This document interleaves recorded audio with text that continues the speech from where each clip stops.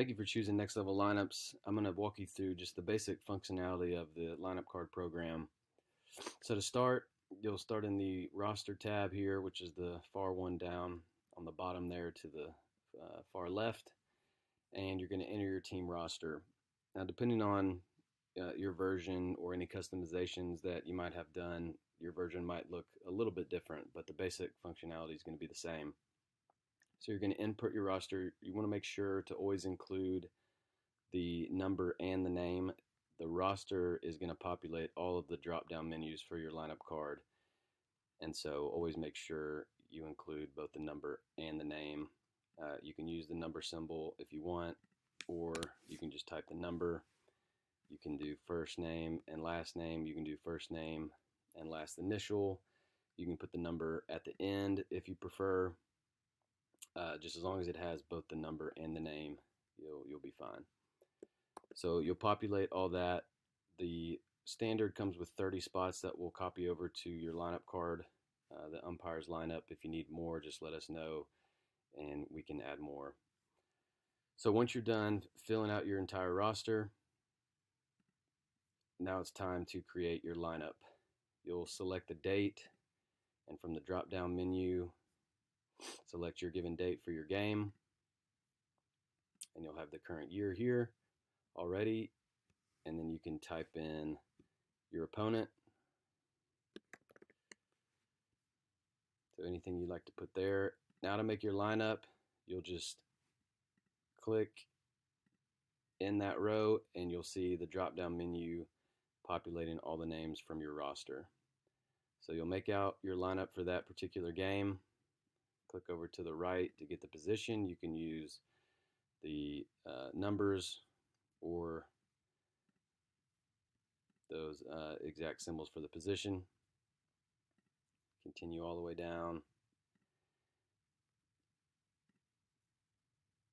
and fill out your lineup for that game. Down at the bottom, you've got your subs that you can put in, position players, available pitchers. You can also double click in the cell and you can type in any name that you want. If for some reason you don't have them in the roster and you just need to type them in very quickly, you can do that here. You can also do that with any spots in the lineup as well.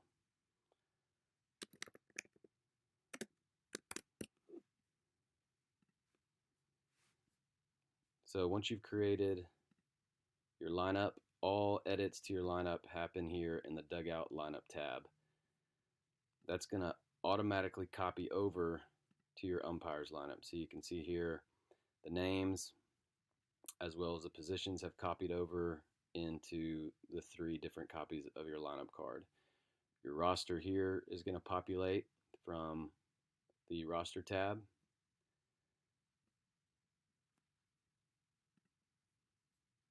So once again, all the changes take place here in the dugout lineup. You won't be able to edit the umpire's lineup. The date will auto-populate.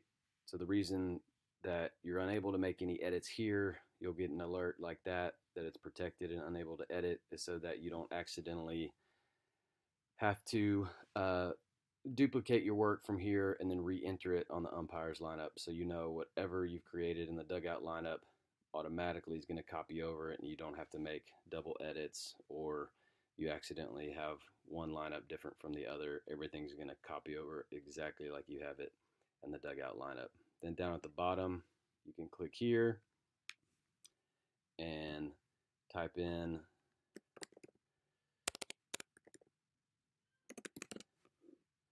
your head coach, any assistant coaches that you have, and then that's going to copy over to the 2 additional.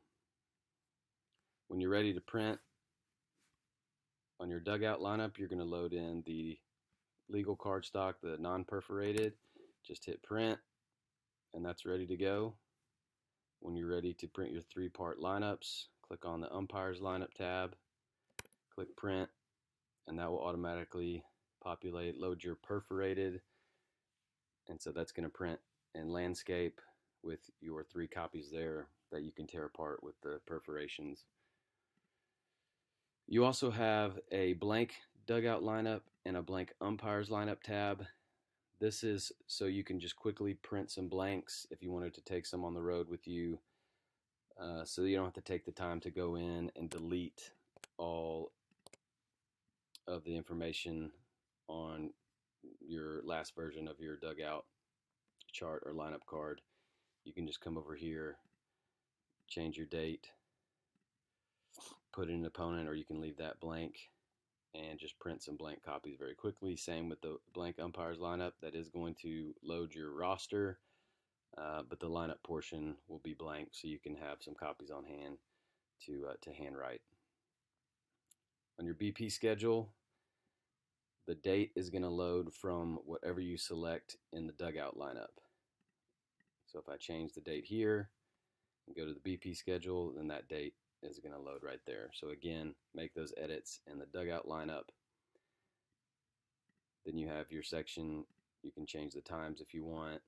Type in who's going to be pitching, hitting fungos, bucket, and then these drop down menus are going to populate once again from the information that you put in your dugout or your roster tab.